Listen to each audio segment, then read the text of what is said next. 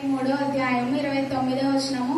నా మాట అగ్ని వంటిది కాదా, బండను బద్దలు చేయి సుత్తి వంటిది కాదా.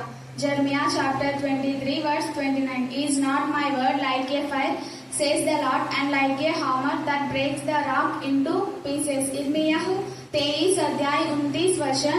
यहोवा ही वाणी है कि क्या मेरे वचन आग सा नहीं है, फिर क्या वह ऐसा हथौड़ नहीं जो पत्थर को फोड़ डाले. ఎర్మియా 23 అధ్యాయ 29 వచన. నన్ను వాక్యము బెంకంటెయే ಹಾಗಲವು ಎಂದು ಕರ್ತನು ಅನ್ನತಾನೆ. అది ಬಂಡಿಯನು ತುಂಡು ಮೂಡವ ಸುತ್ತಿ ಗಯ ಹಾಗಲವು. Chapter 6 verses 22.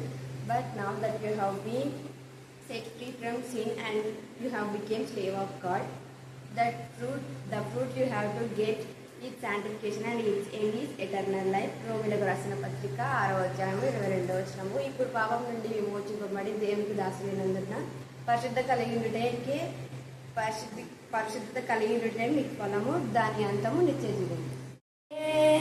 యుద్ధము యెహోవానదే, యుద్ధము యెహోవానదే, యుద్ధము ಯೆಹೋವನದೇ. ರಾಜರು ನಮಗಿಯರೂ ಇಲ್ಲ, ವೀರರು ನಮಗಿಯರೂ ಇಲ್ಲ. ರಾಜರು ನಮಗಿಯರೂ ಇಲ್ಲ, ವೀರರು ನಮಗಿಯರೂ ಇಲ್ಲ. ಸೇನೆಗಳ ಯೆಹೋವನದೇ ನಮ್ಮ ಸಂಗಡ ಇರುವಾನು. ಸೇನೆಗಳ ಯೆಹೋವನದೇ ನಮ್ಮ ಸಂಗಡ ಇರುವಾನು. ಯುದ್ಧವು ಯೆಹೋವನದೇ, ಯುದ್ಧವು ಯೆಹೋವನದೇ. ರಾಜಕೀಯ ಭಯವು ನಮಗೆ ಇಲ್ಲ, ಶತ್ರುವಿನ ಭಯವು ನಮಗೆ ಇಲ್ಲ. ರಾಜಕೀಯ ಭಯವು ನಮಗೆ ಇಲ್ಲ, ಶತ್ರುವಿನ ಭಯವು ನಮಗೆ ಇಲ್ಲ.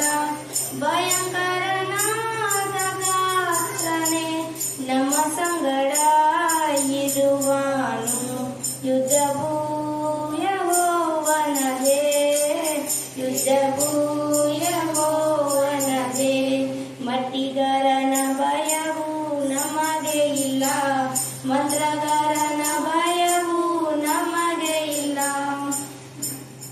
ನಮ್ಮ ಸಂಗಡ ಇರುವಾನು. ಯುದ್ಧವು ಯೆಹೋವನದೇ, ಯುದ್ಧವು ಯೆಹೋವನದೇ. ಅಪಘಾತ ಭಯವು ನಮಗೆ ಇಲ್ಲ, ದುರಾತ್ಮ ಭಯವು ನಮಗೆ ಇಲ್ಲ. ಅಪಘಾತ ಭಯವು ನಮಗೆ ಇಲ್ಲ, ದುರಾತ್ಮ ಭಯವು ನಮಗೆ ಇಲ್ಲ. ಪರಿಶುದ್ಧಾತ್ಮನಾದ ದೇವರೇ ನಮ್ಮ ಸಂಗಡ ಇರುವಾನು. ಯುದ್ಧವು ಯೆಹೋವನದೇ, ಯುದ್ಧವು ಯೆಹೋವನದೇ. ಸಾವಿನ ಭಯವು ನಮಗೆ ಇಲ್ಲ, ಸೈತಾನನ ಭಯವು ನಮಗೆ ಇಲ್ಲ. ಸಾವಿನ ಭಯವು ನಮಗೆ ಇಲ್ಲ, ಸೈತಾನನ ಭಯವು ನಮಗೆ ಇಲ್ಲ. ಮೃತ್ಯುಂಜಯನಾದ ದೇವರೇ ನಮ್ಮ ಸಂಗಡ ಇರುವಾನು. ಯುದ್ಧವು ಯೆಹೋವನದೇ, ಯುದ್ಧವು ಯೆಹೋವನದೇ, ಯುದ್ಧವು ಯೆಹೋವನದೇ, ಯುದ್ಧವು ಯೆಹೋವನದೇ. प्रभु सर्वाधिकारी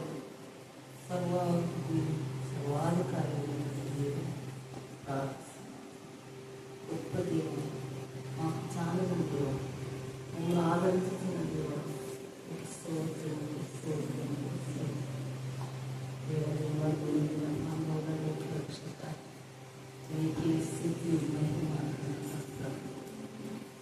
ఎల్లప్పుడూ తండ్రి క్షణ దేవా నీకే తండ్రి, నీకే స్థితి మహిమ ఘనత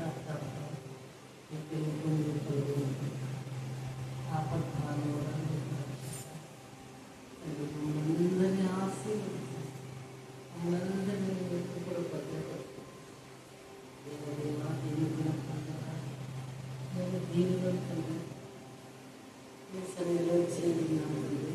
మీ సన్నిధిలో ఉన్నాను తండ్రి. మీ కృపలో మీ దయలో మేము ఉన్నాము. మీ వాక్యం, మీ యొక్క వాక్యం, మీ యొక్క ప్రార్థన,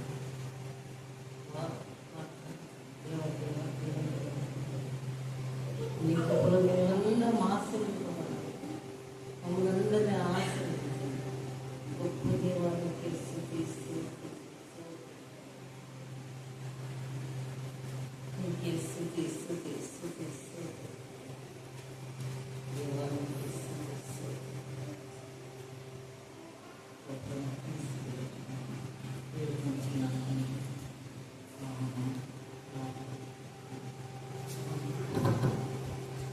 గ్రంథంలోని యోవేలుకు రాసిన 2వ అధ్యాయం యోవేలుకు రాసిన 2వ అధ్యాయం 15వ వచనం నుంచి 17వ వచనం దాకా చదువుతున్నాం. సియోనులో బాగా ఊదుని, ఉపవాస దినం ప్రతిష్ఠించుడి, వద్ర దినం నియమించి ప్రకటన చేయుడి, జనులను సమకూర్చుడి, సమాజ కూటం ప్రతిష్ఠించుడి, పెద్దలను పిలువనంపించుడి, చిన్నవారిని స్తన్యపానం చేయు బిడ్డలను తోడుకొని రండి. పెళ్లి కుమారుడు అంతఃపురంలో నుండి, పెళ్లి కుమార్తె గదిలో నుండి రావలయను. యెహోవా పరిచర్య చేయ యాజకులు మంటపములను బలిపీఠములను మధ్య నిలవబడి కన్నీరు విడుచు, యెహోవా నీ జనుల ఎడల జాలి చేసుకొని అన్యజనుల వారి మీద ప్రభుత్వం చేయనట్లు వారిని అవమానమున అప్పగింపకము. నేటి ఎడల అన్యజనులు వారి దేవుడు ఏమాయనందురు కదా అని వేడుకొనవలెను. దేవుడు వాక్యం దీవించిన మొదటి కొరింథీయులకు రాసిన పత్రిక 12వ అధ్యాయం 8 నుంచి 10 వచనాలు. ఎలాగనగా ఒకనికి ఆత్మ మూలముగా బుద్ధివాక్యమును, మరి ఒకనికి ఆ ఆత్మను అనుసరించిన జ్ఞానవాక్యమును, మరి ఒకనికి ఆ ఆత్మ వలననే విశ్వాసమును, మరి ఒకనికి ఆ ఒక్క ఆత్మ వలననే స్వస్థపరచు వరములను, మరి ఒకనికి అద్భుత కార్యములను చేయు శక్తియు, మరి ఒకనికి ప్రవచన వరమును, మరి ఒకనికి ఆత్మల వివేచనయు, మరి ఒకనికి నానావిధ భాషలను, మరి ఒకనికి భాషల అర్థము చెప్పు శక్తియు అనుగ్రహింపబడి ఉన్నవి. దేవుడి వాక్యము దీవించుకుంటున్నాను. ప్రేమించి మమ్మల్ని కాపాడు దేవుని స్తోత్రం.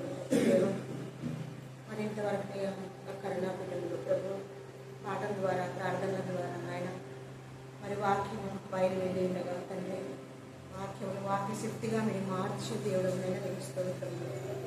అమ్మగారు ఎంతగానైనా ప్రేమించి దేవ అమ్మగారితో మీరు మాట్లాడిన ఒక్కొక్క మాటను బట్టి నీకు వందనాలు స్తోత్రం. దేవ అమ్మగారికి ఇచ్చిన ఆరోగ్యాన్ని బట్టి కూడా నీకు వందనాలు స్తోత్రం. నాయన ప్రభు ఎక్కడనైనా అమ్మగారు ప్రభు వెళ్ళి కూడా నైనా పట్టణాలకు మరి నీ వాక్య పరిచయం చేస్తుందంటే తండ్రి నీ ఆశీర్వాదం నీ దీనిని అమ్మకి ఇచ్చినందుకు నీకు వందనాలు స్తోత్రం. ప్రభు అమ్మగారు ఇంతవరకునైనా మరి ప్రభు ప్రతిదినంనైనా ఈ కార్యక్రమాన్ని నడిపిస్తుందంటే ఇంత గొప్ప ధన్యతనైనా నీకు వందనాలు స్తోత్రములు తండ్రి. అయినా మీరు మాకు ఇచ్చిన సమయాన్ని బట్టి కూడా నీకు వందనాలు స్తోత్రములు తండ్రి. నైనా సేవకురాలను మీరు మెరుగుపరుచుకున్న దేవా, సేవకులు నాయన ప్రతి స్థలంలో ప్రతి దేవస్థానంలో నాయన మరి ఏ బిడ్డ ఏ విధంగా నాయన ఈ దినము చండే దినం తండ్రి మరి ప్రభు ఆత్మీయ ఆహారం నైనా విరిసి పంచిపెట్టి ఉన్నారు దేవా. ఆ ఆహారంలోనైనా విన్నే ప్రతి బిడ్డనైనా ఎవరు వింటారో ఎవరు వినరో నీకు తెలుసు ప్రభు, మాకు తెలియదు తండ్రి. ఇన్నే మాటలు ప్రభు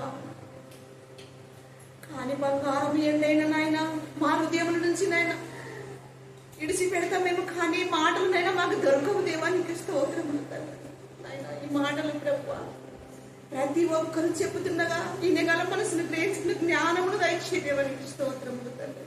ఆయన నిన్న ప్రతి ఒక్కరితో మీరు మాట్లాడమని కొంతమంది దేవా ఎంతమంది ఇచ్చిన ఆయన ఆరోగ్యం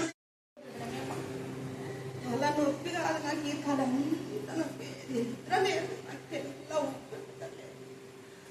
ఎందుకు దివా నాకు ఈ నిద్ర లేదు నాయన. ఏంటంటే ఒక పైన రాసి రాసుకుంటే పోదని దేవుళ్ళు రాసుకుంటూ పోతుంది. నాకు ఈ తల ఆటుకుంటే ఆడికి బాగా అంత నొప్పి కాదు. ఎవరికి చెప్పుకుంటే ఈ నొప్పి తీరుతాను దేవాన్ని ఇంతగా బాధపడ్డాను. అన్నను కూడా లేపలేదు, నేను అంత నిద్ర లేకుండా బాధపడ్డాను.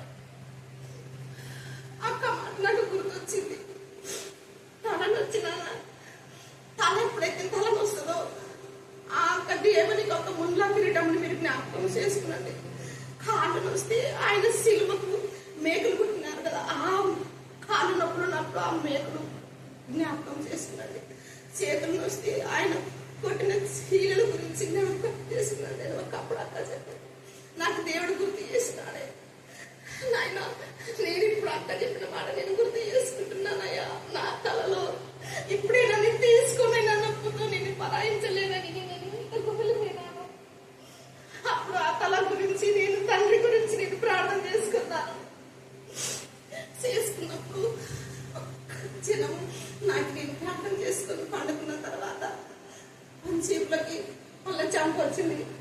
పండుకున్నాక చంపు వచ్చింది. మళ్ళా అక్క ఏమని చెప్తుందంటే, ప్రకటన గ్రంథము చదవండి అని స్వరమిన పడింది. నాకు ప్రకటన గ్రంథం చదవండి రెండు మూడు మాటలు నాకు స్వరమిన పడింది. దేవా ఎందుకు ప్రకటన గ్రంథము చదవండి అక్క నైనా, నాకైతే ఏది రాదనైనా అని నేను బాధపడ్డా. అప్పుడే మేలుకు వచ్చింది. మళ్ళీ అప్పుడు జంప్ వచ్చింది. ప్రార్థన చేసుకున్న తర్వాత కొంచెం మేలుకు వచ్చింది. నేను చూస్తే ఎవరు లేరు, ఒక్కదాన్నే కూడా. అక్క కూడా లేదు. నాకు ఎందుకు అక్క స్వరం ఇట్లా పడింది అనుకున్నా. దేవుడు మనకి డాక్టర్ కూడా మనకి ఒక సుఖదేస్తే కూడా తగ్గదు. ఆయనని హృదయం పూర్తిగా మనం మనసు పూర్తిగా జ్ఞాపకం చేసుకుంటే ఈ రోగమైన తగ్గుతుందని అప్పుడు నేను సంతోషపడి అతని గురించి ప్రార్థన చేస్తున్నాను. చాలా చాలా క్రియలు ఆయన తలుచుకుంటే ఒకప్పుడు కూడా ఎంతో అట్టి లోయ, పెద్ద లోయ, నాకు మెట్లున్నాయంటే అంత పెద్ద మెట్లున్నాయి, మిచ్చనుంది. ఆ లోయలోన తెల్ల వస్త్రాలు కట్టుకొని మరి ఒక్క రూమే, ఒక 2-3 పడతంత రూమ్ లో వాళ్ళు అక్కడక్కడ తిరుగుతున్నారు. ఆ లోయ నుంచి ఆ మెట్లు నన్ని వాళ్ళతో పాటు దిగుకుంటున్నారు. అంత లోతుందిగా అమ్మ ఎట్లా దిగాలంటే మేము దిగుతున్నాం కదా అంటున్నట్ల. వాళ్ళ ద్వారా నాకు ఆ ఇంత రూమ్ లో మళ్ళీ ఊరు లేదు, ఒక మంచి చిన్నం లేదు. ఒక 5-6 మంది తెల్ల వస్త్రాలు కట్టుకొని ఆ లోయలేక ఆ మెట్లు ఎక్కి దిగుతున్నారు. నన్ను వల్ల తర్వాత దిగినారు. నాకు చాలా పెద్ద పెద్ద క్రియలు అక్క ద్వారా నాకు జరిగినాయి. చాలా చెప్పాలంటే చాలా ఉన్నాయి. అక్క ఎంత ప్రార్థన చేసింది, అక్క దగ్గరికి ఎంత పోయినాము. ఇప్పుడే నేను తక్కువైంది, కాళ్ళ డబ్బుల నుంచి షుగర్ బీపీ నుంచి తక్కువైంది. కానీ అక్క ద్వారా చాలా చాలా జరిగినాయి, వేలు జరిగినాయి. నాకు దేవుడి అక్క చెప్పిన దానికి ఇక్కడ ఈరోజు మనం ధ్యానం చేసి కంచె ఉండదని మీరు సెలవించారు. కంచెను వేసి ఎంతగానో మీరు కాపాడినందుకు మేము స్తుతిస్తున్నాం. దేవా, ఆ కంచె ఎవరు గుర్తించగల జ్ఞానం కలుగొచ్చమని ప్రార్థిస్తున్నాం. చంకానికి కంచె తీసివేయబడినప్పుడు దేవా నా ప్రభా, నీకు విరోధమైన ఆత్మలు ఎవరు ఆ కుటుంబాలకు కూడా కంచె తీసివేయబడింది అన్న జ్ఞానం కలుగొచ్చమని ప్రార్థిస్తున్నాం. దేవా, కుటుంబాలతో మీరు మాట్లాడమని ప్రార్థిస్తున్నాం. దేవా, అనేక కుటుంబాల యొక్క సమూహమే సంఘం ప్రభా. మీకే స్తోత్రం, మీకే స్తోత్రం, మీకే స్తోత్రం, మీకే స్తోత్రం, మీకే స్తోత్రం, మీకే స్తోత్రం. సంఘంలో ఎలాంటి వాళ్ళు ప్రవేశించారో ఆత్మ పరిశీలన చేసుకోవడానికి మీ ఆత్మ జ్ఞానం కలుగుచమని ప్రార్థిస్తున్నాం. ఆత్మ ద్వారానే బుద్ధి వాక్యం మీరు మాకు ఇస్తున్నారు. ఆత్మ ద్వారానే నా ప్రభా జ్ఞాన వాక్యం మీరు మాకు ఇస్తున్నారు. ఆత్మ ద్వారానే మీకు మాకు విశ్వాసం ఇస్తున్నారు తండ్రి. దేవా, నిజమైన వాక్యం విన్న వాళ్ళు విశ్వాసంలో తమ జీవితాన్ని కట్టుకుంటారే. మీకే స్తోత్రం, మీకే స్తోత్రం, మీకే స్తోత్రం, మీకే స్తోత్రం. ఇక్కడ నేను చిన్ని పిల్లలకు వాక్యంలో నా ప్రభా నీ విశ్వాసంలో ఎదుగుతున్నందుకు మేము స్తుతిస్తున్నాం. మీరు ఆత్మ ఉన్నారు, అందుకు మేము స్తుతిస్తున్నాం. దేవా, మీ ఆత్మ మాలో ఉన్నప్పుడు మేము ఆత్మలో వర్ధిల్లుచున్న కొలది అన్ని విషయాల్లో మమ్మల్ని వర్ధిల్ల చేసినందుకు మేము స్తుతిస్తున్నాం.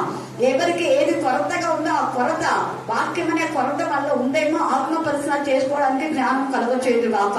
దేవా, ఈ మధ్యాహ్న కాలంలో ఆత్మ నేత్రం తెరవడి, ఆత్మ ప్రత్యక్షం తెరచమని ప్రార్థిస్తాం. ప్రతి బిడ్డ ఆత్మ పరిశీలన చేసుకోవడానికి జ్ఞానం కలుగచేయమని ప్రార్థిస్తాం. దేవా, మనిషి ఆత్మ అపవిత్రాత్మ ఇస్తామని గద్దించి పాత్రలతో బంధించమని ప్రార్థిస్తాం. ఆత్మ ద్వారా సమకూర్చబడుతున్న ప్రతి బిడ్డను బట్టి నేను స్తుతిస్తున్నా.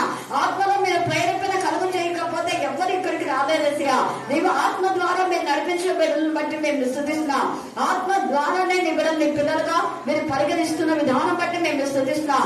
దేవా, మీరు స్వరత్వం ఇచ్చిన ప్రభా కడిగారు, మా ప్రభా శుద్ధి చేశారు, కొన్నారు. ఉన్నారు. స్తోత్రం దేవా, మీకే స్తోత్రం, మీకే స్తోత్రం, మీకే స్తోత్రం, మీకే స్తోత్రం, మీకే స్తోత్రం, మీకే స్తోత్రం. మిమ్మల్ని మీరే మహిమపరచుకోండి. మీరు చాలినంత తీవ్రమైనందుకు మేము స్తుతిస్తున్నాం. ఈ మధ్య మళ్ళీ చెప్పాలా, యాజకులు అంటే ఇలాంటి లక్షణాలు కలిగి ఉండాలి. కన్నీటితో ప్రార్థించే యాజకులు ఎవరై ఉంటారు అంటే, ఇప్పుడు మనం చదివినండి 1 కొరింథీ 12వ అధ్యాయం 8వ వచనం చదవండి. ఎందుకు యాజకులకు కన్నీరు వస్తుందంటే ఇలా ఉంటేనే వస్తుంది. ఎలాగనగా ఒకనికి ఆత్మ మూలంగా అనేది అండర్లైన్ చేసుకోండి. ఒకరికి ఆత్మ మూలంగా బుద్ధి వాక్యములు, మరి ఒకరికి ఆ ఆత్మను అనుసరించి ఆత్మనే ఒకే ఆత్మను అనుసరించిన జ్ఞానవాక్యములు, మరి ఒకరికి ఆత్మ వలననే, ఆత్మ ద్వారా, ఆత్మను అనుసరించి ఆత్మ వలన, అన్ని ఒకటే అర్థం ఇస్తాయి. ఆత్మ వలన ఏమొస్తుందంట? విశ్వాసములు. మరి ఇంకా చాలా ఉన్నాయి. ఈ రోజు మనం అదే ఆత్మల వివేచన వరకు నేర్చుకుందాం. మిగతా చాలా ఒక్కొక్క వరాన్ని గురించి మనం ధ్యానించాలంటే ఒక్కొక్క వరమే దాదాపు నెలకు పైగా అవుతుంది. అంటే బుద్ధి వాక్యం గురించి మాత్రమే మనం రోజు ధ్యానిస్తే ఒక నెల అవుతుంది, అంత ఉంది. కానీ అంత మనకి టైం లేదు కాబట్టి క్లుప్తంగా వివరణ. అక్కడ మొదటిగా ఏమన్నాడు? బుద్ధి వాక్యం. అంటే యాజకులైన వాళ్ళు ఆత్మ ద్వారా బుద్ధి కలిగి ఉంటే వాళ్ళు తప్పు ఒప్పులు తెలుసుకుంటారు అనే అర్థం. ఎందుకు అంటే దానియేలు ఆయన దేవతల యొక్క బుద్ధి గలవాడు అని ఉంది కదా. దానియేలు మనం మీరు చదువుకోండి. ఇంతకుముందే మనం విన్నాం దానియేలు గురించి. అయిపోయింది దానియేలు, అయిపోయింది. తర్వాత మనం ఇక్కడ ఈ యోబేలు దగ్గర హోషాయ అయిపోయింది, యోబేలు దగ్గరికి వచ్చినాం. దానియేలు చెప్పేటప్పుడు మీరు మనకు అతను దేవతల యొక్క బుద్ధి కలిగిన వాడు, దేవతల యొక్క జ్ఞానం బుద్ధి జ్ఞానములు, తర్వాత వివేచన, బుద్ధి జ్ఞానము వివేచన కలిగినటువంటి వ్యక్తి దానియేలు. ఈ బుద్ధి జ్ఞానము వివేచన కలిగిన వాళ్ళు ఏం చేస్తారంటే తప్పును తప్పుగా ఖండిస్తారు, మంచిని మంచిగా సమర్థిస్తారు. అక్కడ బెల్తెషాజర్ అని ఈయనకు పేరు పెట్టారు. ఎవరు? బెల్షస్సర్ రాజు. బెల్షస్సర్ రాజు తప్పు చేస్తూ ఉంటే దానియేలు ఏం చేసినాడు? గద్దించాడు. దేవుని యొక్క మందిరంలోనే వాటిని తీసుకొని మళ్ళా మీరు మాత్రమే కాకుండా మీ ఉపపత్నులు ఉంచుకున్న వాళ్ళతో కూడా వచ్చి ఎంత ధైర్యంగా మీరు ద్రాక్షారసం తాగుతున్నారు. దేవునికి నచ్చలా. కేవలం ఒక్కటి ఆలోచించాలి మనం. ఆ పాత్రలలో ఒక్క పూట లేదా ఒక గంట, ఒక రోజు ఆ పాత్రలో ద్రాక్షారసం పోసుకొని తాగినాక మళ్ళా మేము బాగా శుభ్రం చేసి పెడతామని కూడా మేబీ అనొచ్చు, తోమి పెట్టాను. ఆ ఒక్క రోజులో ద్రాక్షారసం తాగితే దేవునికి అంత కోపం వస్తే మరి దినాల తరబడి మన హృదయంలో పాపం అనే ఆ యొక్క సిద్ధలలో లేదా పాపం అనే ఆ హృదయంలో దేవునికి ఇష్టమైనటువంటిది హృదయం. మళ్ళీ ఏం అడగలేదు దేవుడు. ఏమడిగాడు చెప్పండి? నీ హృదయం నాకు ఇమ్మన్నాడు. మరి ఆ హృదయంలో మనం ఏం పోసుకుంటున్నాం? ఇలాగా దేవునికి విరోధమైనది పోసుకుని తాగుతున్నామేమో. దేనితో మనం నింపుతున్నాం?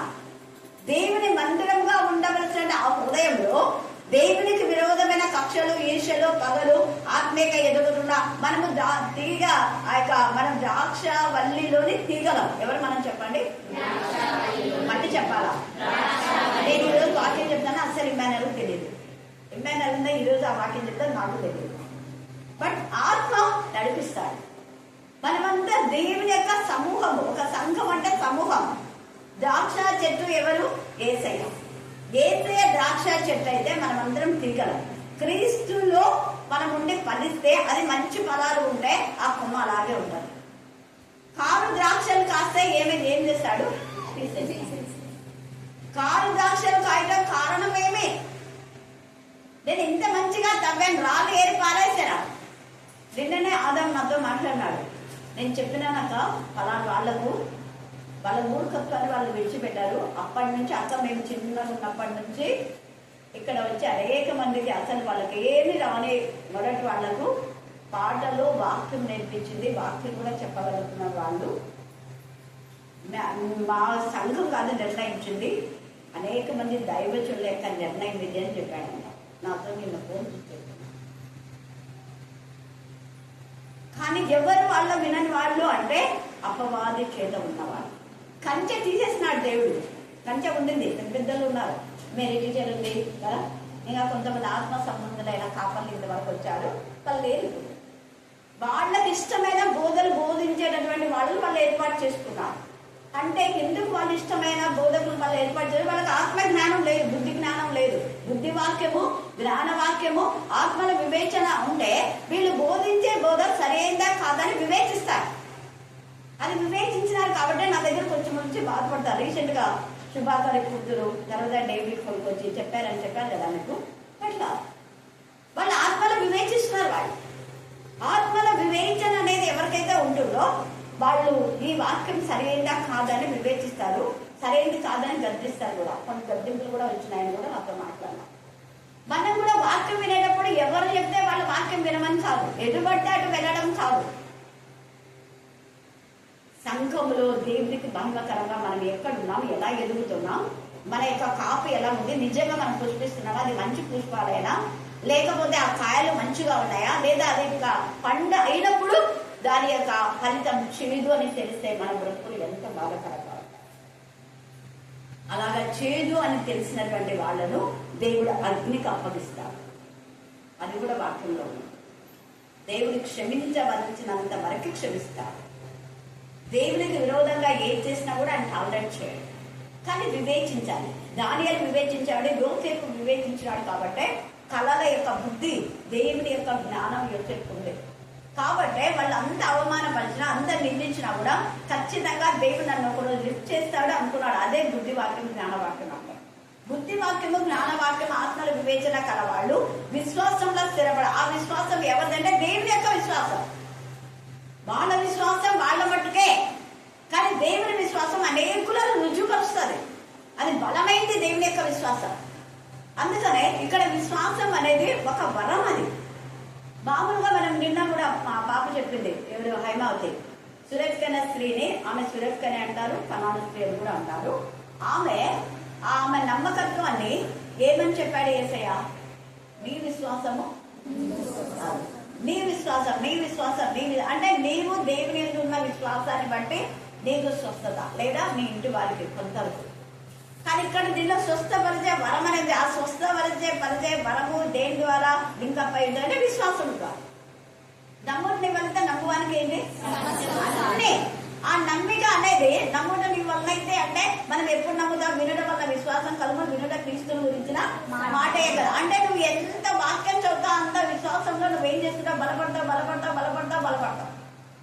ఆ విశ్వాసంలో బలమైన పునాది నీకు వచ్చినప్పుడు, విశ్వాసం అనే వేళ్ళు లోతుకు వెళ్ళినప్పుడు ఆ గాలి ఏం చేయదు నిన్ను. తర్వాత ఆ యొక్క పెద్ద పెద్ద ప్రవాహాలు నిన్ను ఏం చేయవు. ప్రవాహాలకు కొన్ని కొట్టుకొని పోతున్నాయి చెట్లు అని చూస్తుందా, ఏది ఏం చేయదు. కొన్ని సంవత్సరాల నుంచి ఉన్నటువంటి చెట్లు, నేను అక్కడ అది ఎవరంటే చామంతక వాళ్ళ ఊరికి వెళ్ళాము. అది ఏదో ఊరు, అది నాకు బాగా గుర్తు తెలియదు, చామంతాలు వచ్చినాను దాని గురించి శాస్త్రం. ఆ ప్రాంతం వెళ్ళినప్పుడు చామంతక అంటే జయరాజు అన్న వాళ్ళ భార్య, అంటే సువర్ణ తెలుసు కదా నీకు, సండే స్కూల్ ఇప్పుడు చెప్తాను. సువర్ణ ఆమె భర్త దాని గొడవలు ఆ సువర్ణ తెలుసు కదా. వాళ్ళ సువర్ణ కూడా వచ్చింది. సువర్ణ తర్వాత బాంబేలో ఉన్న వాళ్ళ చిన్నమ్మ, చామంతక, నాతో పాటు ఇంకొక కొంతమంది వచ్చారు. అప్పుడు రాత్రి అంతా మేము వాడు వాక్యం చెప్పడానికైనా మమ్మల్ని పిలిచారు. ఆ చర్చిలోకి పోవడానికి అసలు వేరే లేదు. వీళ్ళ ఇక్కడ చిన్నగా ఇక్కడ ఏదో గోడ ఉంది, ఇక్కడ టెంపుల్ ఉంది దేవతది. ఇంత సందులోనే ఇంత ఉంటుంది సందు, ఇంత సందులో ఎందుకు మీరు ఏం చేయలేదంటే ఎన్ని అప్లికేషన్ ఇచ్చారు, ఎంతమందికి చెప్పినా కూడా దీనికి వర్కౌట్ కావట్లేదు. చర్చి అయితే బాగా కట్టుకున్నాం కాబట్టి మేము దాంట్లో నుంచే వెళ్తున్నాం. వర్షం ఆల్రెడీ కొంచెం స్టార్ట్ అయింది. ఇంకా వాళ్ళంతా పాటలు పాడి నేను వాక్యం స్టార్ట్ చేసే లోపల ఎంత పెద్ద వర్షం వచ్చింది. ఆ వర్షంలోనే మైక్ బాగా పెట్టినారు. వర్షంలోనే ప్రార్థన చేస్తున్నా. ప్రార్థన చేసి నేను స్తుతి చేస్తాను కదా, స్తుతి చేసినప్పుడు భయంకరమైన శబ్దం వచ్చింది. ఎందుకు అనుకున్నా మాకు తెలియదు. పోయేటప్పుడు అదే దానిలోనే వెళ్ళాం. తర్వాత మేము వచ్చేటప్పుడు కదా పెద్ద చెట్టు పడి ఆ మొత్తం ఆ దేవత చుట్టూ పడేసింది. అదంతా అడ్డం అయిపోయింది. అక్కడ ఇదంతా దారి అడ్డమైపోయింది. ఆ గుడిగా అంతా పడిపోయింది. మనం చుట్టూ తిరిగిపోవాలా, పోదాం కావా. నాకు అప్పుడు అనిపించింది దేవుని వాక్యం ఎంత శక్తివంతమైన ఆ ఊరంతా ఇదైపోయినారు. పొద్దున్న లేచినప్పటికంటే అందరికీ ఎన్ని ఏళ్ళు ఉన్న చెట్లు దాదాపు ఈ నుంచి అంతవరకు ఉంటే ఏళ్ళు. మేము ఉదయాన్నే వెళ్తా ఉన్నాం, అట్లా వెళ్తా ఉంటే చుట్టూ పెద్ద పెద్ద చెట్లు పడినాయి. ఎప్పుడు రాలేదు, ఎప్పుడు రాలేదని వారికి ఎంతో ఇదిగా సంతోషపడినా. అయితే ఇప్పుడు ఆ గుడి తీసేసినారు లేదో నాకు తెలియదు. మొత్తానికి వీళ్ళకైతే మంచిగా వే దొరికిందని మాత్రం విన్నాను. హల్లెలూయా, హల్లెలూయా. అంటే మన వాక్యంలో విశ్వాసంతో వెళ్ళినప్పుడు ఆ విశ్వాసం అనేకమైన వాటిని కూల్చేస్తారు. కానీ అదే మన విశ్వాసంలో ఉంటే ఎంత పెద్ద వరద వచ్చినా ఏది వచ్చినా ఏమి బ్రేక్ చేయలేదు, ఏది మనల్ని పడగొట్టలేదు, అది ఎంతున్నా కూడా. అందుకే దేవుని యొక్క విశ్వాసం కీర్తన 29 రాస్తాడు, 1వ వచనం చదవాలి. ఇంకా కొన్ని చోట్ల ఉంది. ఇప్పుడు నేను కీర్తన అదొకటి మాత్రం మీకు వినిపిస్తాను. 29:1 నీ విశ్వాసం చేద్దాని ఉండాలి. చదవండి, 1-2 వచనం. 29:1-2. యెహోవాకు ఆరోపించుడి, ప్రభావ మహత్యములను యెహోవాకు ఆరోపించుడి. యెహోవా నామమునకు చెందవలసిన ప్రభావమును ఆయనకు ఆరోపించుడి.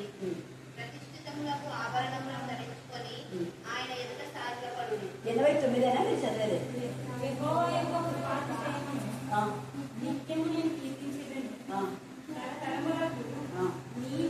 నీ తరం నీది అండర్లైన్ చేసుకుని కండక్ట్ చేయాలి. 89 కరెక్టా?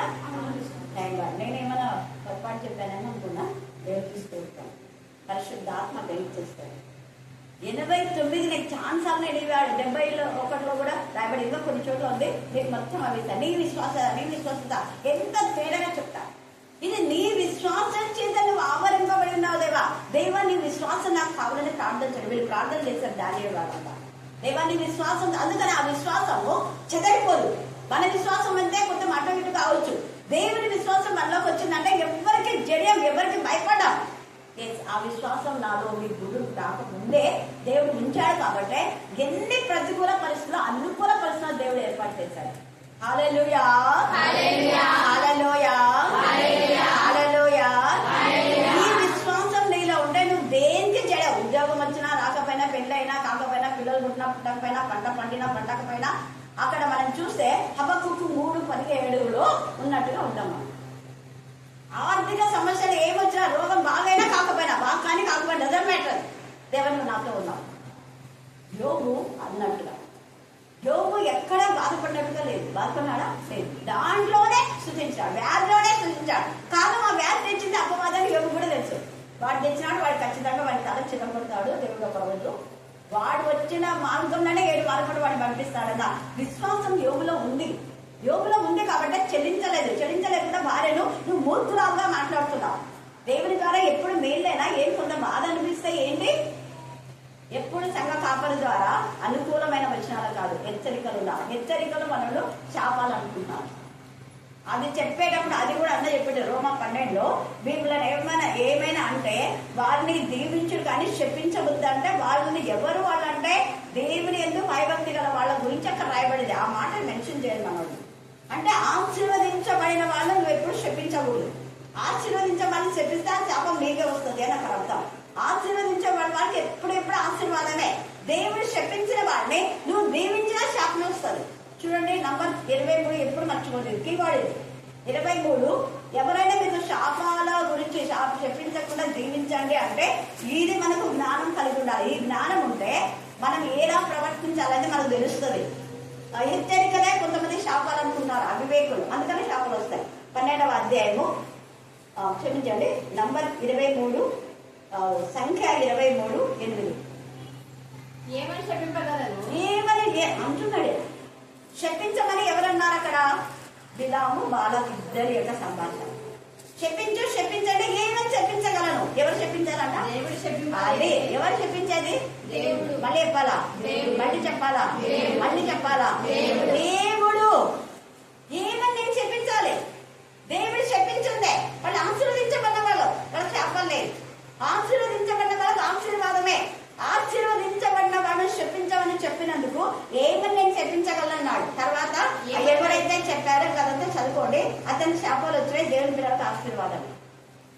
తర్వాత అన్నాడు కదా 23వ వచనం 23. నిజముగా యాకోబులో నిత్యముగా యాకోబులో ఏం లేదు, మంత్రం లేదు. వాళ్ళు ఎందుకు ఆశీర్వదించమన్నారు? నువ్వు అనుకుంటున్నావు. వాడి ముందు చెప్తున్నాడు బాలాకు, నువ్వు అనుకున్న వాళ్ళు ఎందుకు ఆశీర్వదించమన్నారు అంటే నిజంగా వాళ్ళకి ఏం మంత్రం లేదు, శకునం లేదు. నీకైతే నీ భక్తంతా మంత్రాలు శకునాలు, అందుకే నీకు శాపాలు ఇస్తారు. అంత శాపాలతో ఉంది. మా జనాంగం వచ్చిరా, నువ్వు ఆశీర్వదించురా అని తీసుకొచ్చినావు. మీ జనాంగం అంతా భక్తులు, మంత్రాలు తంత్రాలు ఉంటే వాళ్ళకి శాపాలే ఉంటాయి. ఎవరు చెప్పనవసరాలు. ద్వితీయోపదేశ కాండం 28 15 నుంచి కింది దాకా చదువుకున్న వాళ్ళందరూ శాపాలు ఆల్రెడీ దేవుడే పెట్టేశాడు. ఇంకా ఎవరు చెప్పేది లేదు. కాకపోతే ఇదిగో ఈ శాపాలు ఉన్నాయి, దీంట్లో మీరు ఉండొద్దని హెచ్చరిక చేస్తే మనలో ఏమంటున్నారు? మమ్మల్ని శపిస్తావా? శాపాలేమో తెలియదు, ఆశీర్వాదాలు తెలియదు. ఇక్కడ తేలిక ఎట్లా? దేవుడు శపిస్తేనే శాపం. దేవుడు శపిస్తే నేనేం శపిస్తా? నేను హెచ్చరిస్తున్నా, నువ్వు వద్దు, ఇవన్నీ చెయ్యొద్దు అన్నా పిల్ల, లేదా ఇక్కడి నుంచి రా, నువ్వు చూడుకోవాలి. ఆడైతే దేవుడు శపిస్తాడు. నీ ఆడి మీద శాపాలు కాదు.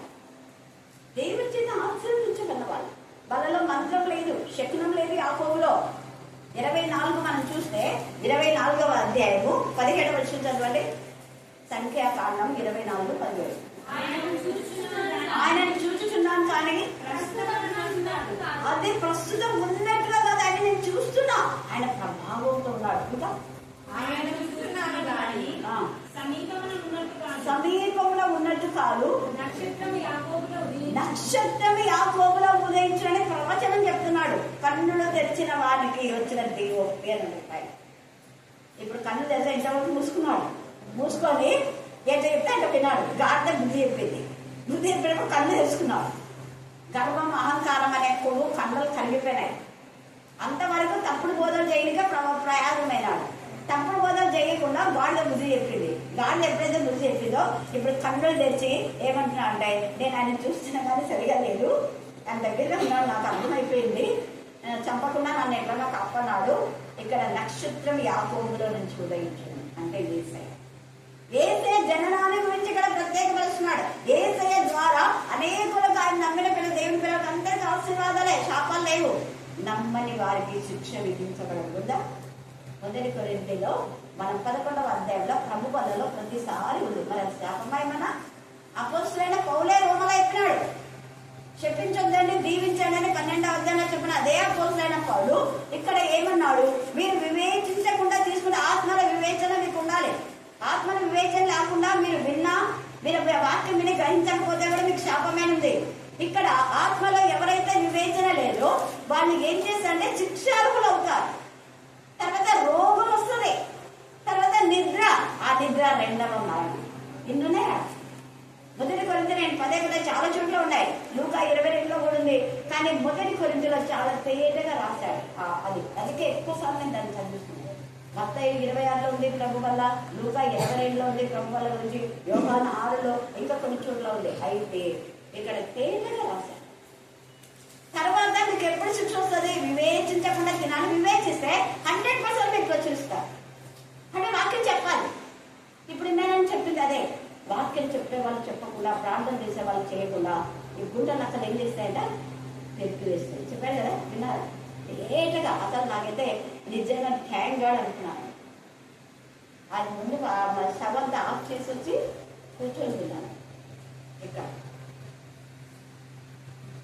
ఎందుకు నేను చెప్తున్నాను అంటే, ఎప్పుడైతే ప్రార్థించమని ఎంకరేజ్ చేయాలి. ఆ కాపరి కన్నీటితో ప్రార్థన చేసిన కాపరి, ఆత్మల కోసం కన్నీరు కార్చిన కాపరి వెంటనే ఆత్మలు జన్మిస్తాయి. జన్మించిన ఆత్మలు ఎదగాలని చూస్తారు. ఎవరైనా మీ పిల్లలు ఎదగాలని చూస్తారా? మరుగుజ్జులో ఉండాలని చూస్తారా? మళ్ళీ ఎక్కాలా? ఎదుగుతుంటే ఎంత సంతోషపడుతుంది కదా. 3 ఏళ్ళు మాట్లాడకపోతే ఎంత బాధ ఉంటుంది. 3 ఏళ్లకే నీ పిల్ల మాట్లాడకపోతే నీకు బాధ ఉంటే, నువ్వు రక్షణ పొంది 2 ఏళ్ళు అయితే ప్రభుత్వం గురించి మాట్లాడకపోతే ఎంత బాధ ఉంటుంది తండ్రికి. తండ్రికి ఎంత బాధ ఉంటాయి. కన్నీరు కాల్చిన యాజకులకు ఎంత బాధ ఉంటుంది. గుండె కోతైతుంది. వాళ్ళ కన్నీరు దేవునికి మాత్రమే తెలుసు. యాజకులను కన్నీరు కాస్తే దేవునికి కన్నీరు కార్చినారు. అందుకే మనం ప్రకటించాలి. ప్రభు వల్ల పొందిన మిగతా వాళ్ళు ఎలా కూడా ప్రభు వల్ల ప్రకటించడం మనం ఖచ్చితంగా ప్రకటించాలంటే మన పిల్లలు ఎంత సంతోషపడినాను. నేను లలిత, శాంతి, మెర్సీ, తర్వాత అన్నమ్మ ఎంత సంతోషపడినానో చెప్తాను. ఇప్పుడు రోజు మళ్ళీ ప్రార్థన చేసుకుని ఉంటాను. దేవా వాళ్ళు మొదటిసారి వాళ్ళు కూడా ఉంటారు. మరొకసారి వాళ్ళతో మీరు మాట్లాడాలి. ఎందుకు వాళ్ళు శపితమైన వాళ్ళు కావద్దు, వాళ్ళు శిక్షాలు కావద్దు. వాళ్ళ వాక్యం విన్నాను, వివేచన ఉంది, కొంత చదువు తెలుసు వాళ్ళకు. కాబట్టి బిడ్డలు అలాగనే అజిత మాట్లాడేటప్పుడు ఎంత సంతోషం, పెద్ద చదువులో పాప 7 తరగతి మాత్రం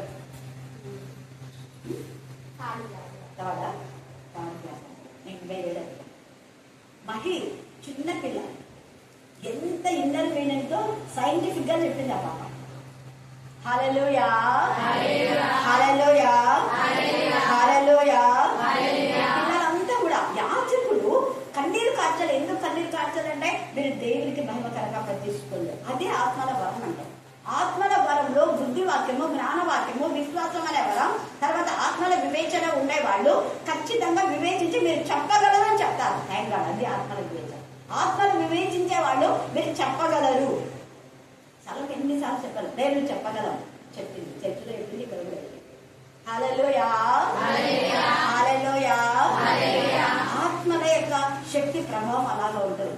అందుకే దానియేలు ఆత్మ వాక్యము, తర్వాత బుద్ధి వాక్యము, జ్ఞాన వాక్యము కలిగి ఉన్నాడు. ఆత్మను వివేచించినాడు కాబట్టి బెల్షస్సరు నువ్వు చేసే తప్పని గర్తించాడు. నెక్కల మీద రాస్తే నీకు కొంతకాలం వస్తుంది రాజుగారు, మళ్ళా నువ్వు వస్తావు, తిరిగి నీ రాజ్యం నీకే వస్తుంది. అలా ధైర్యం వేసినదే రాజు చిరంజీవి అయ్యా, నీ తప్పేం లేదు, వాళ్ళు తప్పే. నువ్వు నన్ను ఎంతగా విడిపించాలని చూసావు, కానీ ప్రజలకు మాట ఇస్తే మాట నెరవేర్చారు కదా. నీతిమంతుడు మాట ఇచ్చిన నష్టమైనా కూడా వెనక తగ్గకూడదు. వాడు క్విక్గా వచ్చే రాత్రులు ముందే సంతం పెట్టుకున్నాడు, తెలియదు పాపం రాదు. దానియేలుని విడిపిస్తారన్న విషయం తెలియదు రాదు, తెలియకుండా మాట ఇచ్చాడు. హేరోదు కూడా యోహాను చెప్పడం ఇష్టం లేదు, కానీ వాడు క్విక్గా అక్కడ డాన్స్ అయిపించి అడిగింది. తల తీయించాలన్నప్పుడు గుండె పగిలిపోయింది హేరోదుకి. కానీ అందరి ఎదురు సిగ్గుతుంది కదా, అందుకని తల తీసుకురాండి అన్నారు. తర్వాత ఈయన తలగొడబోయింది, ఆమె తలగొడింది. ఆ బిడ్డ మాత్రం పశ్చాత్తపడింది. ఆ పళ్ళెంలో తీసుకొని వచ్చేటప్పుడు గుండె పగిలిపోయింది. ఆ కూతురు ఆమె అన్నీ అడిగింది, ఇదా నేను యోహాంతాలంటే ఏదో బొమ్మనేమో అంటుంది పాప. బాగా ఎదురు కూతురు, ఒక 17 ఏళ్ళ కూతురు పశ్చాత్తపడింది. ఆమె మారింది. ఆమె పేరు మీద సలోనిక, ఆమె పేరు సలోనిక ఒక పెద్ద మందిరం కట్టాడు. ఏ రోజు వచ్చాడు, ఏ రోజు కూడా వచ్చాడు. ఈ మధ్యాహ్న కాల సమయంలో దేవుని అడుగుదాం, దేవా బుద్ధి. ఇంకా ఈ బుద్ధి వాక్యం ఏం చేస్తున్నా అంటే, ఇప్పుడు నేను ఒక టాపిక్ తీసుకుంటా, దాని గురించి అన్ని నాకు రెఫరెన్స్ చెప్తుంది. ఉదాహరణ కాపరి అనుకుందాం, నేను బైబిల్ యూజ్ చేసుకున్నా. కాపరి గురించి రెఫరెన్స్ చెప్తుందేవా నాకు అట్లా. వెంటనే మీకు వచ్చే రెఫరెన్స్ చెప్పండి, నేను మీరే చెప్తాను. ఏ స్కేలు? 33 కాదు, 34. ఇంకా కీర్తనలు 23. ఇంకా చెప్పండి కాపరి. ఇర్మియా 23. ఇది నేను బుక్కులో రాసుకోవాలి. తర్వాత ఇర్మియాలో చాలా చోట్ల అదే ఇప్పుడు చెప్పింది 12వ అధ్యాయంలో కూడా కాపర్ల గురించి రాయబడింది. యెషయాలో కూడా కాపర్ల గురించి రాయబడింది. తర్వాత యెహెజ్కేలు 34లో అయితే భయంకరంగా ఉంది కాపర్ల శిక్ష. తర్వాత యోహాను సువార్త 10, నేను గొర్రెలకు మంచి కాపరి. ఇది దేవుడి యొక్క వాక్యం మనకు ఏం చేస్తుంది, బుద్ధిని ఇస్తుంది, గుర్తు చేస్తుంది, ఇది కరెక్ట్ అని వివేచిస్తారు. తప్పైతే వెంటనే ఇదేనా అనే డౌట్ వస్తుంది, మన వెంటనే వేరే వాళ్ళకి సరి చేస్తారు.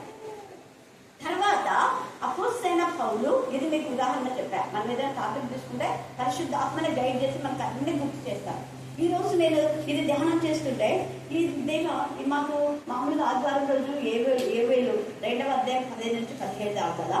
మళ్ళీ నాకేమో ఆత్మల వరాల గురించి చెప్పావు, దానికి ఏంటి దీనికి లింక్ అనుకున్నాను. లింక్ ఉన్నామంటే కదా నీకు చెప్పమని నేను అడుగుతాను. హల్లెలూయా హల్లెలూయా. ఎందుకంటే ఇలాంటి యాజకులే కన్నీరు పారుస్తున్నాడు. పైనంతా కూడా మళ్ళీ చెప్తారు, బుద్ధి వాక్యము, జ్ఞాన వాక్యము, ఆత్మల వివేచన, విశ్వాసం ఉండే వాళ్ళు ఈ పనులు చేస్తారు. ఏ పనులు అంట? 14వ వచనం నుంచి చదవండి. యోవేలు 2:14 నుంచి. ఒకవేళ ఆయన మనసు తిప్పుకొని పశ్చాత్తాపడి మీ దేవుడైన యెహోవాకు తగిన నైవేద్యమును పానార్పణములు మీకు దీవెనగా అనుగ్రహించును అనేది కాన్ఫిడెన్స్ గా చెప్తున్నారు. ఇక్కడ రాసిన యోవేలు బుద్ధి వాక్యము, జ్ఞాన వాక్యము, విశ్వాసము, ఆత్మల వివేచన కలిగి ఉంటే ఖచ్చితంగా దేవుడిస్తాడు. కన్ఫామ్గా చెప్తాడు. అదే బుద్ధి వాక్యం నిర్ధారిస్తుంది. బుద్ధి వాక్యం, జ్ఞాన వాక్యం. దానియేలు నిర్ధారించి 7 ఏళ్ళ తర్వాత మళ్ళీ మీరు వస్తారు ముందే చెప్పారు. యోసేపు ఖచ్చితంగా దేవుడు నాకు కళ నెరవేరుస్తా, నేను అలాగా ఉన్నత స్థాయిలో ఉంటా, మా నాన్న మా అన్నలు వచ్చి సాగిలో పడతారు. కన్ఫామ్ గా ఆత్మలు వివేచించినారు. అంతే మౌనంగా ఉన్నారు. అన్నలు కొట్టినా గుంతలు వేసినా అక్కడ ఆమె నేరానికి నేరం కొట్టినా కూడా ఒక్క మాట కూడా నోరెత్తలేదు. కారణం ఆత్మల బుద్ధి వాక్యం, జ్ఞానవాక్యం, ఆత్మల వివేచన, విశ్వాసం అనేది ఉంది. కాబట్టి ఈ విశ్వాసం అనేది ఎవరిలో ఉంటారో అంటే దేవుడు ఖచ్చితంగా దీవెనగా చేస్తాడు అని గ్రహించినటువంటి వాళ్ళు, ఆత్మధానం నడిపించిన వాళ్ళు మిగతా పనులు చేస్తారు. ఏం పనులు అంటే సియోన్లో బాగా ఊది అంటే గట్టిగా ఉపవాస దినం ప్రతిష్ఠించుడి, అందరూ గట్టిగా అందరు తెలిసేలా చెప్తారు ఏదైనా ఒక విన్నపం. తర్వాత ఏం చేసేవారు, పెద్దలను పిలువనంపించుడి. ఉపవాస ప్రార్థనలో ఎంతమంది పెద్దలు వస్తారు ఇక్కడ ఎత్తున్నారు. ఆత్మ జ్ఞానం, బుద్ధివాక్యం, జ్ఞానవాక్యం, విశ్వాసం అనే వరం ఉండేవాళ్ళు వాళ్ళు ఏం చేస్తారు, వాళ్ళ పనులను వదిలేసి వస్తారు. అయ్యో ఈ పని వదిలితే మాకేంటి ఉండదు, దేవుని పైన నమ్మకం, దేవుని విశ్వాసం వల్ల ఉంది కాబట్టి ఇది వదిలిపెట్టినా దీనికి ప్రతిగా దేవుడు మాకు బ్లెస్ చేస్తాడు అని వదిలేసి వస్తారు పెద్దలు. అందుకని చూడండి, పెద్దలను పిలువనంపుడి అన్నాడు. చిన్న వారిని సన్యపానం చేయడానికి తోడుకొని రండి. చిన్న పిల్లలు కూడా మాకు చిన్న పిల్లలు అనొద్దు, జ్ఞానం ఉంటే చిన్న పిల్లలైనా వస్తారు. సన్నెనిచ్చే పిల్లలు, పాలు తాగే పిల్లల్ని ఎత్తుకొని తల్లు రావాలి. అమ్మ పాలు తాగే పిల్లలు రండి అంటే ఏ టీచర్ అంటే ఏంటది, ఈ టీచర్ పిల్లలు ఉంటాయి కదా తెలిసేది అంటారా లేదా, ఖచ్చితంగా అంటారు. కానీ వాటికి 8 రోజులకే తీసుకొచ్చి తల్లి మరి. మా అమ్మ కూడా, మా అమ్మ 3వ రోజు 4 రోజులు అంట, 8 రోజులు కూడా కాదు. దేవుని మందిరం అంటే ఏమనుకుంటున్నారు మన పిల్లలు, పసి పిల్లలు దేవుని మందిరం పెట్టి ప్రార్థించారు. ఇక్కడ అంటున్నాడు సన్యపానం చేసేవాడి తల్లు. మళ్ళీ అంటున్నాడు పెళ్లి కుమారుడు అంతఃపురంలో ఉండే పెళ్లి కుమార్తె గదిలో ఉండి రావాలంటే 10 రోజులు ఉపవాస ప్రాంతమని నిర్ణయిస్తే ఆ రోజు ఎవరైనా పెళ్లి చేసుకుంటే పెళ్లి కొడుకు ఈ రోజు నీ పెళ్లి లేదు రా ఉపవాస ప్రార్థన కంటే ఏమంటారు అందరు అంటారు. అవునా కదా, పెళ్లి కొడుకు పాపము, పెళ్లి కొడుకు చేసినారు, ఫస్ట్ వేసినారు, బయటకే పోగుడు, మళ్ళీ చచ్చినామంటారు, మన వల్ల వే యాక్టివిటీ. నిజంగా బుద్ధి జ్ఞానం వాక్యం అంటే వేసినారు ఏం కాదు, ఫస్ట్ వేస్తే ఏమిస్తే 2 రోజుల ముందే పెళ్లి కొడుకును 10 రోజుల ముందే పెళ్లి కొడుకును తయారు చేస్తారు.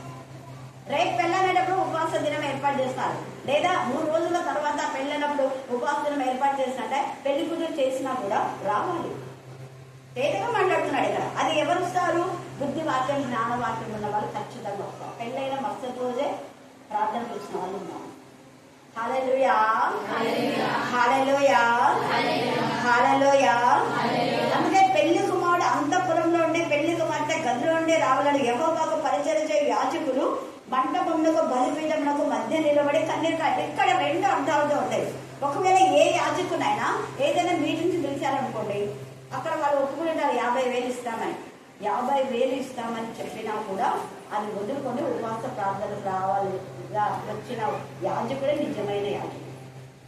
లేదు ఉపవాస ప్రార్థనలో ఈ రోజు మేము అపాయింట్మెంట్ లేదు, మాకు వేరే చోట అపాయింట్మెంట్ ఉందంటే అక్కడ ఎందుకు 50,000 వస్తాయి. ఆడ వాక్యం చెప్తే స్టేజ్ కదా, స్టార్స్ అన్నమాట. సీనియర్ స్టార్స్ లాగా వీళ్ళు కూడా స్టార్స్ అయిపోతారు. సీనియర్ సెలబ్రేట్స్ వీళ్ళు కూడా సెలబ్రేట్స్ అవుతారు. అయితే నిజమైన యాజకుడు అయితే ఉపవాస దినం ఈరోజు ఏర్పాటు చేస్తారా, ఆ మీటింగ్ కట్ చేసి ఇంకో రోజు పెట్టుకోండి, ఉపవాస ప్రార్థన మెత్తమని పెట్టుకుంటారు. యాజకుడు కన్నీటి ప్రార్థన చేస్తాడు. యాజకుడు నాకు నడుము నొప్పి ఉంది, నాకు మోకాలు నొప్పి ఉంది, నాకు కడుపు నొప్పి ఉంది, నాకు గుండె నొప్పి ఉంది అన్నాడు. ఏమన్నా వస్తాడు. పడుకోని కానీ సాగిలపడి కానీ వాళ్ళు నిల్చోలేకపోతే కూర్చోలేకపోతే మోకాళ్ళ మీద లేకపోతే సాగిలపడి కన్నీరు రాస్తావు. అందుకే చెప్పాడు దేవుడు, నువ్వు నిల్చోలేవా సాగిలపడు, నువ్వు మోకాళ్ళ మీద కూర్చోవా సాగిలపడు, నువ్వు కూర్చోలేవా సాగిలపడు. ఏ రోగం అంటే అందరు పడుకుంటారు కదా, అవును కదా, చచ్చిపోయే వరకు పడుకుంటారు, ఇంక్లూడింగ్ పెరాలసిస్ వ్యక్తి, పక్షవాతం గల వ్యక్తులు కూడా అతను కూడా తీసుకొని రావాలి. అంత ఉంది ఇద్దరు మీద బుద్ధి వాక్యం జ్ఞాన వాక్యం ఉంటే వాళ్ళు చేస్తారు. నేను మోకాలు నొప్పులు ఉన్నప్పుడు ఉన్నాయని చెప్పిన వాళ్లకు మోకాలు వంచి మోకాలు ప్రార్థన చేయండి, ఖచ్చితంగా పొందండి. పోయినాయి. హల్లెలూయా. ఏం చెప్తారు మోకాళ్ళే నొస్తుందే, మోకాలే వంచకుంటే మోకాలు వంచి ప్రార్థన చేయమని చెప్తున్నాను. మోకాలు వంచండి. ఎందుకు మోకాలు నొప్పి వచ్చింది మీకు అంటే, ఎప్పుడు మీరు నిలబడి అడ్జేసి నిలబడి వంటలు చేస్తారు, నిలబడి కుర్చీలో కూర్చుంటారు, సోఫాలో కూర్చుంటారు, ఇంకా మీరు ఆడ కింద కూర్చున్నారు. అప్పుడున్న ఆడలంతా కింద కూర్చొని చేస్తున్నారు, అందుకే వాళ్ళకి మోకాలు లేదు. ఇప్పుడున్న వాళ్ళంతా అంతా పైకట పైపై మెరుగులు పడితే వచ్చేది ఇదే రోగాలు. కింద కూర్చోండి. చాలా మంది చూసి అక్క కింద కూర్చొని వాక్యం చెప్తుందా. మొన్న నేను వెళ్ళినప్పుడు చాలా మంది నాతో పైన చెప్తాను, కింద కూర్చొని చెప్తాను. అక్కడ కాలేదయ్యా, నచ్చినప్పుడు చెప్తాను. అప్పుడే కొంచెం కింద పట్టిందని చెప్తాను. అయితే వాళ్ళ దేవుడు శక్తి ఇస్తాను. ఎందుకు చాలా మంది అనుకుంటారు నేను కూర్చోలేము, అక్కడ కింద కూర్చొని దేవుడు ఇస్తారు. ఎందుకు? ఆత్మల వివేచన, బుద్ధి వాక్యం, జ్ఞానం, విశ్వాసం అనేవి ఉంటాయి. తర్వాత విశ్వాసం అనే వరం ఉండేవాళ్ళు, ఈ బుద్ధి వాక్యం ఆలోచన ఉండేవాళ్ళు వ్యక్తి యొక్క వ్యక్తిత్వాన్ని గుర్తిస్తారు. అపోస్తుల కార్యం 13వ అధ్యాయము, అపోస్తుల కార్యం 13. చెప్పి కదా ఇది చాలా పెద్ద మెసేజ్, కానీ నేను ఇంకా క్లుప్తంగా నేను చెప్తున్నాను. అపోస్తుల కార్యం 13:8 చూడండి. అయితే అయితే ఎలుమ ఆ అధిపతిని విశ్వాసం నుండి ఆ అధిపతికి దేవుని విశ్వాసం ఉంది. దేవుని విశ్వాసంలో అతని విశ్వాసమే కాకుండా వాక్యం విని విని దేవుని విశ్వాసం చేత నింపబడ్డాడు. అతన్ని ఎట్లయినా దేవుని విశ్వాసం నుండి తప్పించాలని చూసినాడు. అప్పుడు పౌలు వచ్చి తేరి చూసి ఏమన్నాడు చెప్పండి? సమస్త కొంచెం కాదు ఏంటంట, సమస్త కపటములకు దుర్మార్గములకు నిండినవాడా, అపవాది ఎవరి కుమారుడు అంట? అపవాది కుమారుడు, సమస్త నీతికి విరోధి, ప్రభు యొక్క తిన్నని మార్గం చెడగొట్టుట మానవా అంటే ఇంతవరకు చెడగొట్టాడు. ఆత్మల వివేచన ద్వారా పౌలు చూశాడు. అతని గురించి ఏం విన్నా. ఆత్మల వివేచన బుద్ధివాక్యం దేవుడు చెప్పినాడు. పెద్ద రోడ్ చూడాలి. ఆ వివేచనతో వివేచించి పౌలు మాట్లాడుతున్నాడు. ఇక్కడ 12వ అధ్యాయంలో మీరు శపించొద్దు దీవించు అని చెప్పిన ఇదే పౌలు 13వ అధ్యాయంలో ఏమని చెప్తున్నాడు? అక్కడ నువ్వు గుడివాడైపోతా ఉన్నావు. గుడివాడ అంటే శాపన కదా. నన్ను గుడివాడ అంటావా? నువ్వేం చెప్పినావు? అపోస్తుల కార్యంలో 12వ అధ్యాయంలో దీవించుడు అన్నావు. కానీ నన్ను దీవించడం నన్ను శపిస్తావే, దీని అంటాడు శాపమే. అపవాది శపించబడింది. నువ్వు అపవాది కుమారుడు అంటే అపవాది నుంచి నీ పిల్లలందరూ చెప్పాలి. దేవుని పిల్లలకంటే ఆశీర్వాదం. మీరు దేవుని పిల్లలు అని చెప్పారు పాస్టర్ కదా.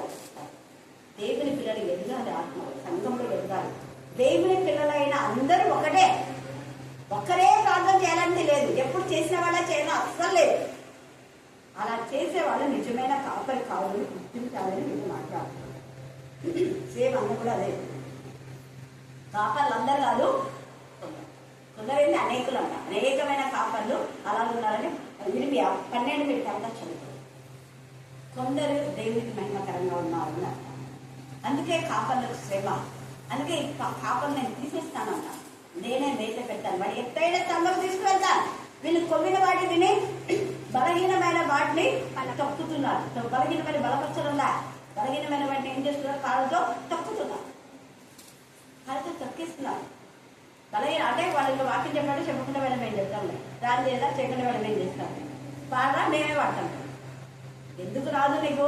నేర్చుకో. ఒక పల్లెవాడు, ఒక వచ్చిన వాడు ప్రార్థన 5 నిమిషాలే లేదా 2 నిమిషాలే అలాగే అలవాటైపోతుంది. చెప్పాలి. అయితే నిజమైన యాజకులైతే కన్నీరు విడిచుచు యెహోవా నీ జనుల ఎడల జాలి చేసుకొని అన్ని జనులు వారి మీద ప్రభుత్వం చేయనట్లు వారిని అవమానకు అప్పగింపును లేని ఎడల అన్ని జనులు వారి దేవుడు ఏమైనందుకు కదా అని వేడుకోవాలంట కాపాలి. మరి ఆడ వేడుకుంటున్నాం ఇలా. అన్ని జనులలో నీ సంఘము అవమానపరచబడుతుందేవా, అలా అవమానం అప్పగించవద్దు నీ సంఘాన్ని, నీ పిల్లలను అని ఏడ్చాలి. వీళ్ళే నిజమైన కాపాలి. ప్రభా నీ పిల్లలు వాక్యం చెప్పలేకపోతున్నారు. వాళ్ళు నీ పిల్లలు ప్రభు వల్లలో పాల్పొందిన దగ్గర వాక్యం చెప్పాలన్నది అవి వాళ్ళు చెప్పలేకపోతున్నారు. ఏడ్చు, కన్నీరు కాచు. వాళ్ళకి చెప్పమని చెప్తారు. ఇది వినిపించు వాళ్ళకి. అమ్మా నువ్వు చెప్పకపోతే నీకు శిక్ష, నువ్వు చెప్పకపోతే నీకు రోగాలు వస్తాయి, నువ్వు చెప్పకపోతే నువ్వు రెండో మరణానికి మరి పాలవుతావు. ప్రభు వల్ల అంటే దహించు అగ్నే, అది పరిశుద్ధమైంది, పవిత్రమైంది. ఆత్మల వివేచనతో బుద్ధి వాక్యంతో దేవుని విశ్వాసం చెప్తే వాళ్ళు వింటారు. హల్లెలూయా, హల్లెలూయా. అపోస్తలుడైన పౌలు దేవుని విశ్వాసంతో ఉన్నాడు కాబట్టి ఈ యొక్క అధిపతిని కూడా విశ్వాసం నుంచి పడగొట్టాలని చూశారు, కానీ అధిపతి పడలేడు. ఎవరు మనల్ని పడగొట్టాలో నువ్వు పడలేవు. నీ విశ్వాసం శద్రకు మిషకు అబద్ధం దేవుని విశ్వాసం ఉంది. ఎన్ని సింహం బోన్లో వేస్తామన్నా వాడు తొట్టి లేదు, అగ్నిగుండంలో వేస్తాడన్నా తొట్టి లేదు, యోసేపుని చెప్తాలు వేసినా తొట్టి లేదు. అలాగనే దావీదు కూడా దేవుని విశ్వాసం చేత నింపబడినాడు కాబట్టి గొల్లియాతును చంపడానికి వెళ్ళాడు. దేవుని విశ్వాసం ఉంది, బుద్ధి వాక్యం వాక్యం, బుద్ధి వాక్యం, జ్ఞాన వాక్యం, ఆత్మల వివేచన ఉంది కాబట్టి అందరికి ఎవ్వరు చూసినా కూడా హేళన చేసే విధానంలో పరిగెత్తుగా యుద్ధానికి పోయేటోడు పరిగెత్తుకుంటే నీటి ఎక్కడికి పోతున్నా అంటే నీటి ఎందుకు పోతున్నాను, నీటి వెళ్తా అక్కడ గుర్రానికి యుద్ధం చేయగా కత్తులు కట్టాలని కాదు కదా, ఇవన్నీ నీటి ఎందుకు నేను నీటి ఎందుకు అక్కడికి పోయి మళ్ళీ ఎలాంటి రాని చేసుకుంటే గున్నగా ఉన్నాయి గులకరాలు. ఎందుకు ఆ గులకరాలు తీసుకున్నా అంటే అవి ప్రభానికి అటు ఇటు అటు ఇటు అటు ఇటు అటు ఇటు కొట్టుబెట్టి నిన్న చేయగలం. అలాగే మనం కూడా శ్రమల్లో, వేదంలో, రోదంలో కొట్టబడి నునుపు చేయబడితే నీ ద్వారా అపవాదికి మరి లయపరచడానికి, అపవాది పైన నువ్వు విజయాన్ని పొందడానికి దేవుడు నేను వాడుకున్నాడు. 5 గుళ్ళు తీసుకువెళ్ళాడు కానీ వాడింది ఒక్కటే. అవి కూడా దొరుకున్నాయి, అవి వాడుకునే టైంలో కూడా వాడుకొచ్చింది కానీ అక్కడ వాడబడింది ఒక్కడే. నువ్వు ముందు చేయబడితే దేవుడు నేను వాడుకుంటాను, నువ్వు దేవుడి చేతిలో వాడబడిన సాధనంగా ఉన్నావు. నీ ద్వారా అపవాది క్రియ లయపరచాలి నీ ఇంటిలో, నీ సంఘంలో, నీ సమాజంలో, ప్రతి దాంట్లో కూడా. దేవుడు ఈ వాక్య భాగం దీవించి మనకందరూ కూడా బుద్ధి వాక్యము, జ్ఞాన వాక్యము, విశ్వాసం అనేవరం, ఆత్మల వివేచన ఇంకా ఉంది, తర్వాత చూసుకుందాం. రాత్రి వేళ మీరైతే చెప్తాను. దేవుడి వాక్య భాగం దీవించి ఆశీర్వదించుగాక. ఆమేన్ ఆమేన్. చివరి ప్రార్థన.